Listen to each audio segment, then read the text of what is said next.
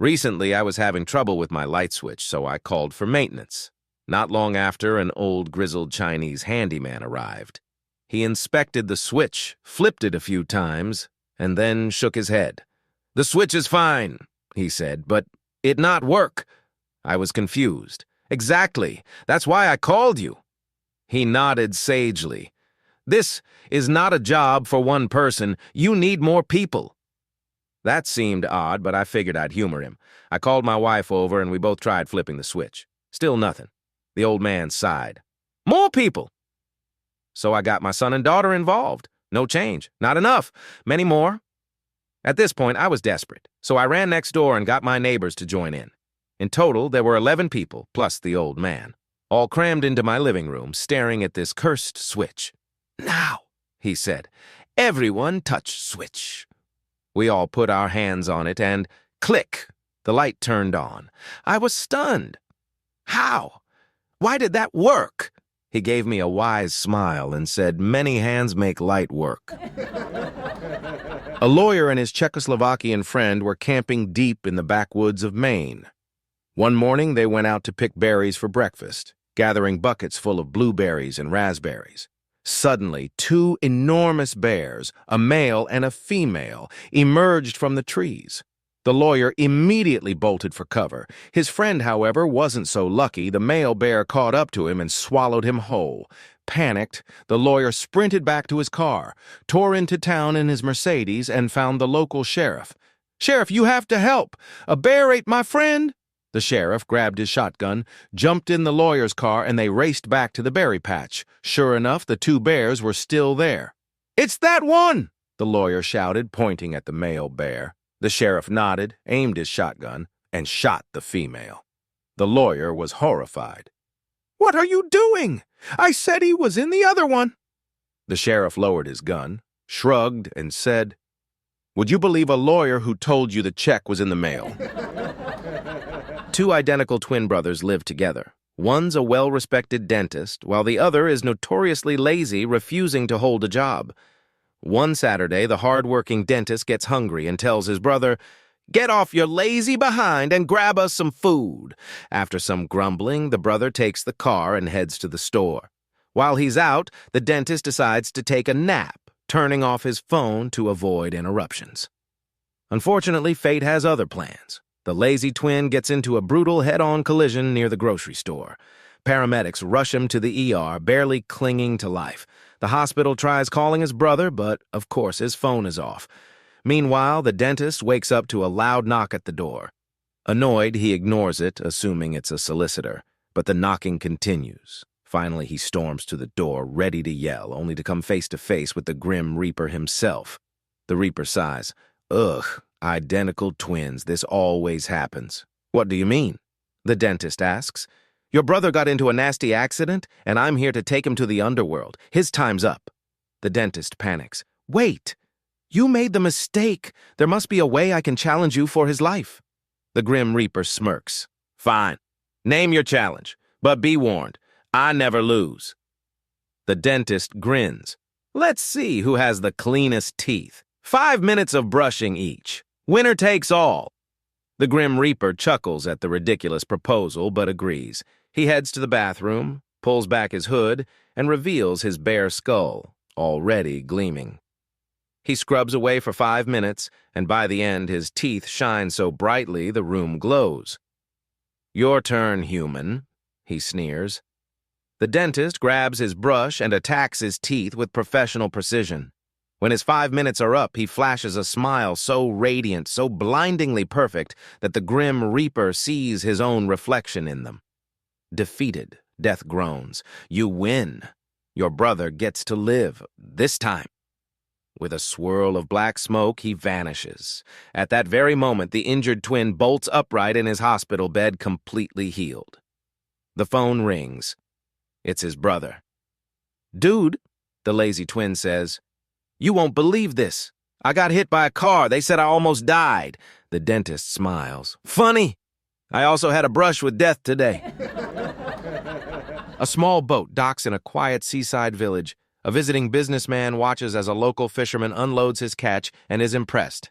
These are great fish. How long did it take you to catch them? The businessman asks. Not long, the fisherman replies. So why don't you stay out longer and catch more? The fisherman shrugs. I catch enough to provide for my family. That's all I need. But what do you do with the rest of your time? The fisherman smiles. I sleep late, fish a little, play with my kids, take a siesta with my wife. In the evenings, I stroll to the village, play guitar, sing with my friend. Life is good. The businessman scoffs. I have an MBA from Harvard. I can help you. You should fish longer each day. With the extra fish, you can sell more, save up, and buy a bigger boat. And then, with a bigger boat, you'll make even more money and buy more boats. Soon you'll have a fleet. Instead of selling to a middleman, you'll deal directly with the processors. Maybe even open your own factory. Then you can leave this little village, move to the city, maybe LA or New York, and manage your growing empire from there. How long would this take? Oh, 20, maybe 25 years, the businessman says excitedly. And after that? The businessman grins. That's when it gets really exciting. You sell your company, make millions, and retire rich. Millions? And what would I do then? Well, the businessman says, you could move to a quiet seaside village. Sleep late, fish a little, play with your kids, take a siesta with your wife, and spend your evenings singing and laughing with your friends. The fisherman chuckles, pick up their catch, and walk home. A contractor dies in a car accident on his 40th birthday and finds himself at the pearly gates. A brass band plays, angels sing, and a massive crowd cheers his name. Everyone rushes to shake his hand. Just when he thinks things can't get any better, St. Peter himself hurries over. Ah, there you are, St. Peter exclaims. We've been waiting a long time for you. Congratulations!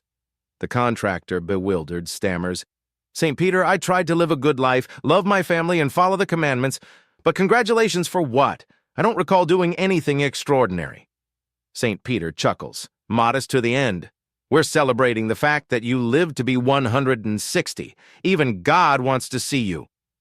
The contractor's jaw drops. Wait, 160? There must be some mistake. I only lived to 40. St. Peter frowns, flips through a massive ledger, then sighs. Oh, we must have been going by your timesheets. An infinite loop is a programming concept where one action triggers another, which in turn triggers the first action, continuing forever. Of course, these loops don't happen in real life.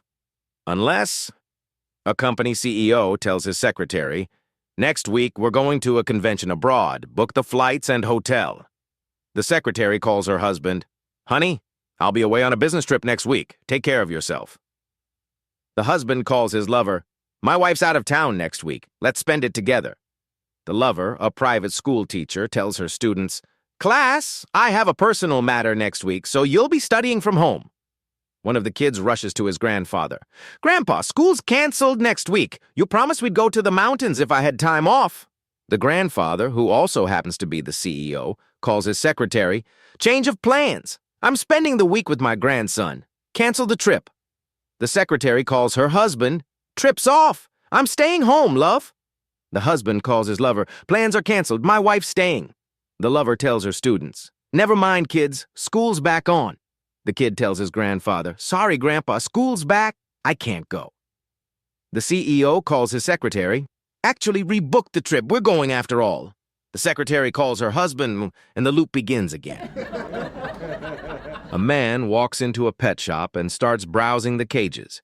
He notices a monkey with a price tag of $5,000, far more expensive than the others.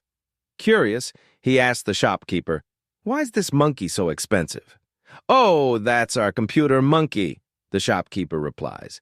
It knows Windows 7, Windows 10, Word C++, net app programming, and can even fix your computer if it breaks.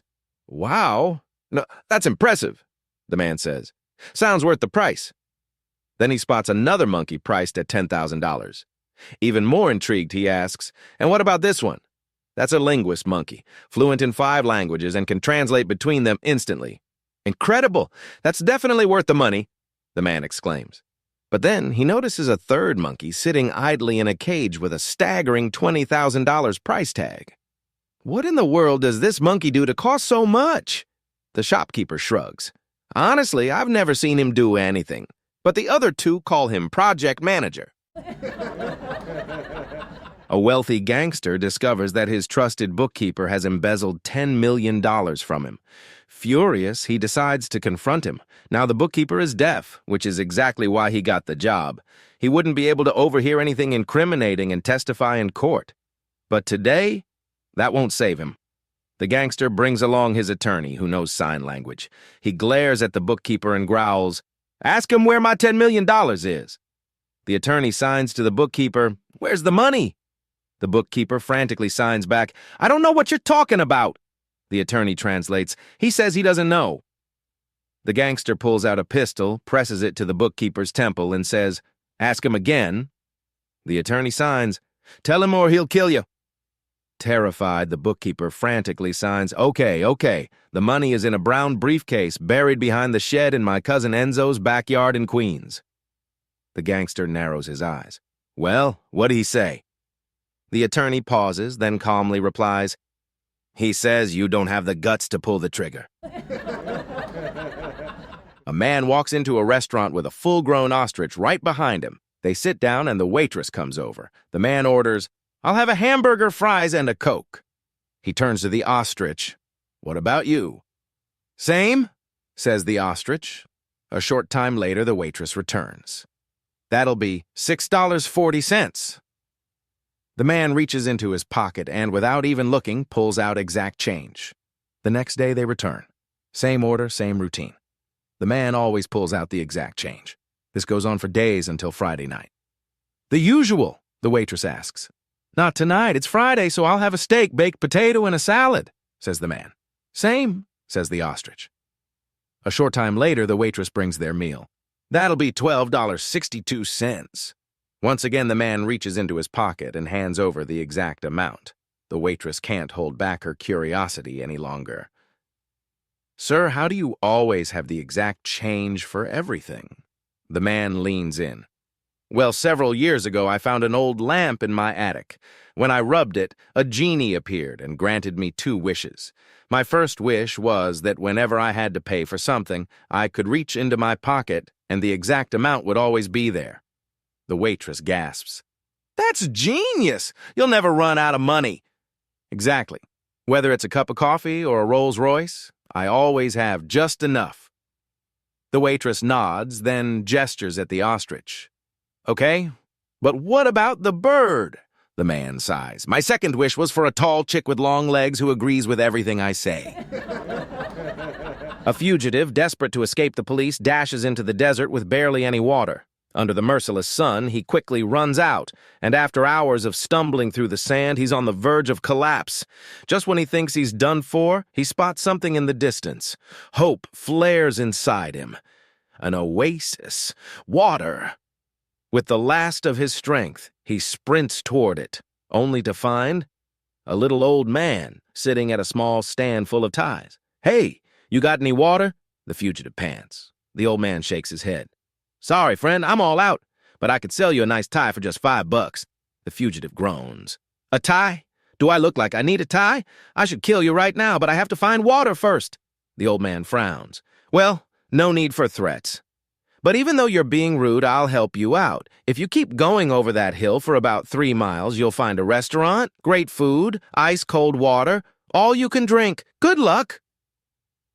Muttering in frustration, the fugitive staggers away over the hill. Hours pass. The old man looks up and sees the fugitive crawling back toward him on all fours, barely breathing. He rushes over. "What happened? Did you find the restaurant?" The fugitive wheezes. "They won't let me in without a tie." A nun, badly needing to use the restroom, walks into a crowded Hooters. The place is buzzing with music and loud conversation. Every now and then, the lights go out and the entire bar erupts into wild cheers. But when the revelers notice the nun, the room falls dead silent. She walks up to the bartender and asks, "Excuse me, may I please use your restroom?" The bartender hesitates, then says, "Of course, sister, but I should warn you. There's a statue of a naked man in there wearing only a fig leaf." The nun nods. "That's fine. I'll just look the other way."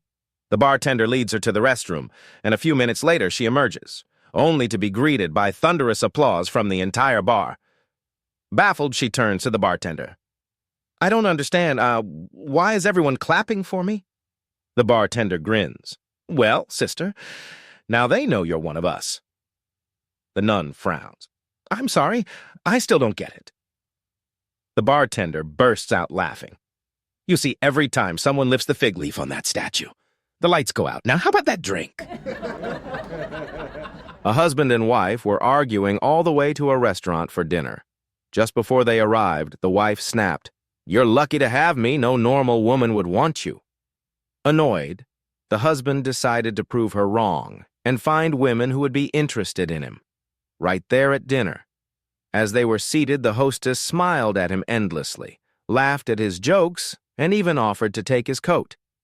As soon as she walked away, he turned to his wife, grinning. "See, she's totally into me." The wife smirked. "Don't get too excited, it's just her job. And she's married." "How do you know?" "I saw the ring on her finger." A short while later, the husband went to the restroom. On his way back, he accidentally bumped into a woman sitting alone at a nearby table. He apologized, ordered her a drink, and chatted for a moment before returning to his wife. "Just so you know," he said smugly, "she invited me to join her for a drink." His wife rolled her eyes. "Don't get too excited. She's probably half blind." "What? How do you know that?" "Because she walked in here with a cane." A few minutes later, their waitress arrived to take their order. She was staring at the husband, obviously flirting with him. "There, you see?" The husband said triumphantly after she left. "There are normal women who want me." His wife shook her head and sighed. "Don't be an idiot. She has COVID." "What? How do you know that?" "Because if she's into you, she's lost her sense of taste." A woman is walking through the park when she spots an attractive man sitting on a bench, reading a book and eating some fruit from a Tupperware container. After a moment of hesitation, she gathers her courage, walks over, and takes a seat next to him. "Sorry to bother you," she says. "I know this is a little forward, but would you like to grab a coffee sometime?" The man, flattered, smiles. "Sure, but what makes you so certain we'd get along?" She grins. "Well, a few things, actually. First," she says, pointing at his Iron Maiden t-shirt, "Iron Maiden is my favorite band of all time. My parents took me to see them on their reunion tour in '99 when I was 12. It was my first concert ever." The man's eyes widen in disbelief. "No way. I saw them play Cleveland in '99 too. My best friend Jimmy Spitz and I told our parents we were sleeping at each other's houses, snuck out, took a bus into the city, and saw them at the Plain Dealer Pavilion." They both laugh, amazed at the coincidence. "And if that isn't weird enough," she continues, "I noticed you're reading Mark Twain. I was a communications major in college, and I actually wrote my thesis on him, how he used satire to comment on current events, comparing him to modern satirical news sources. He's my favorite author." Now the man is really stunned. "You're kidding me. I was an English major, specialized in 19th century American literature. This is my 4th or 5th time reading Tom Sawyer. I love Twain." At this point, they're both in awe. "Okay," the woman says, "buckle up, because here's the icing on the cake." She nods toward his container. "I noticed you're eating a prune. Prunes are my absolute favorite fruit. My grandfather had a farm and grew them. I've loved them since I was a kid. You're eating a prune. I love prunes. This has got to be fate." The man pauses, puts down his fruit, looks at her, and says, "It's a date." A massive, muscular man with an unusually small head walks into a bar and orders a beer. The bartender hands him the drink and says, "Hey, I'm not trying to be rude, but I gotta ask. You've got the most incredible physique I've ever seen. But why is your head so small?" The big guy nods knowingly. He's clearly heard this question before. "Well," he begins, "one day I was out hunting deep in the woods when I got lost. After hours of wandering, I heard someone crying for help. I looked around and, to my surprise, saw a tiny frog sitting by the stream. 'Please kiss me,' the frog pleaded. 'If you do, I'll turn into a beautiful woman and grant you 3 wishes.' The bartender leans in, intrigued. I figured, what the hell? No one was around, so I kissed the frog. And just like that, poof! It transformed into the most gorgeous, voluptuous, completely naked woman I'd ever seen. "You now have 3 wishes," she said seductively. "First thing I wished for, a body like Arnold Schwarzenegger." She nodded, whispered some spell, and poof! Suddenly I was absolutely ripped, so huge I tore right out of my clothes. "And your second wish?" she asked, smiling. I looked at her gorgeous body and said, "I want to make love to you right here, right now." She smiled, lay down by the stream, and, well, we went at it for hours. Afterward, as we lay there, basking in the afterglow, she turned to me and whispered, "You still have one more wish. What'll it be?" The man pauses, takes a deep sip of his beer, and shrugs. I looked into her eyes and said, "How about a little head?" A mother-in-law was staring at her newborn grandson with a puzzled expression. Unable to hold back her thoughts, she finally said, "Why doesn't my grandson look anything like my son, John?" The daughter-in-law, clearly fed up, stood up, lifted her skirt slightly, and pointed at herself. With a sarcastic tone, she replied, "This isn't a photocopy machine." A man is traveling on a ship when, 2 days in, disaster strikes. A violent storm capsizes the vessel, sending it to the depths of the ocean. Clinging to a piece of the mast, he somehow survives and washes up on a deserted island. The problem? No ship ever comes near this place. Days turn into weeks, weeks into months, and months into 10 long years. Alone, forgotten, and convinced he'll never see another soul again, he accepts his fate. Then, one afternoon, he spots something unusual in the distance. At first, it's just a speck on the horizon. It's not a ship. He's long since given up hope of that. But as it gets closer, he realizes it's not a raft or a piece of driftwood either. Suddenly, emerging from the surf, a stunning blonde woman in a sleek wetsuit and scuba gear strides toward him. The castaway rubs his eyes in disbelief. She gives him a smile and says, "Wow, you look like you've been through hell. Tell me, how long has it been since you've had a cigarette?" 10 years, he gasps. Without hesitation, the woman unzips a waterproof pocket on her left sleeve, pulls out a perfectly dry pack of cigarettes, and hands him one. He lights up, takes a long drag, and sighs in pure bliss. "Oh, man, that's incredible." The woman grins. "And how long has it been since you've had a sip of bourbon?" His hands tremble. 10 years, he whispers. With a wink, she unzips a pocket on her right sleeve and pulls out a small flask. He takes a swig and his eyes fill with tears of joy. This is the best day of my life." Then the woman gives him a sultry look and slowly starts unzipping the long zipper down the front of her wetsuit. "Now," she purrs, "how long has it been since you've had some real fun?" The man falls to his knees, sobbing uncontrollably. "Oh my God, don't tell me you've got a game of Twister in there." After a long night of drinking, Noah and Frank stumbled out of a bar and jumped into Noah's car. Noah started it up, and they sped off down the dark, empty road. A couple of minutes later, there was a soft tap on the passenger window. Frank turned his head and nearly jumped out of his skin. "Noah, look! There's an old man's face at the window, a ghost!" Panicked, Noah slammed the gas pedal, but the old man's face stayed right there, keeping up with the car.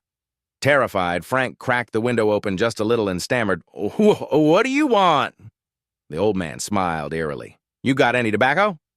Frank, too scared to think, quickly handed him a cigarette, then yelled at Noah, "Step on it!" and rolled the window up fast. After a few minutes, they started laughing nervously. Noah said, "I don't know what the hell that was, but don't worry, we're doing 80 now." Just then, there was another tap at the window. "He's back!" Frank screamed. Shaking, he slowly rolled the window down again. "Yes?" The old man tilted his head and asked calmly, "Got a light?" Frank threw a lighter out the window and yelled, "Go, just go!" Noah floored it. 100 miles an hour now, and they tried to calm down, forcing themselves to laugh it off. Then, suddenly, another tap. Frank lost it. He rolled down the window and screamed, "What now?" The old man sighed. You boys need help getting out of the mud?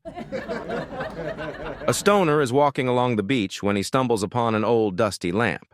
Curious, he picks it up, gives it a rub, and poof, a genie appears in a puff of smoke. Mortal, you have summoned me. I shall grant you 3 wishes, the genie declares. The stoner, already in a mellow mood, grins. All right. First wish, let's smoke a joint together. The genie raises an eyebrow, then shrugs. With a snap of his fingers, a fat joint appears. They light up, passing it back and forth, enjoying the ocean breeze. After a long, peaceful silence, the genie exhales and asks, What is your second wish? The stoner leans back, eyes half closed, and grins. Let's smoke another one? The genie sighs, but obliges. Another joint appears, and the cycle repeats. After they finish, the genie stretches. All right, mortal, what is your third and final wish? The stoner pauses, deep in thought. Then his face lights up. You know what? Let's smoke one more. The genie rolls his eyes, but obliges. They spark up again, sinking even deeper into relaxation. Finally, the genie snaps his fingers, disappears into the lamp, and vanishes. A minute later, poof! He pops back out, holding a box of chicken nuggets. All right, the genie says, mouth full. So what's your 4th wish? A police officer on night patrol spots 2 men brawling in the middle of the street. He flashes his lights, jumps out of the car, and pulls them apart, cuffing them both before sitting them down on the sidewalk. Enough! What's going on here? He demands.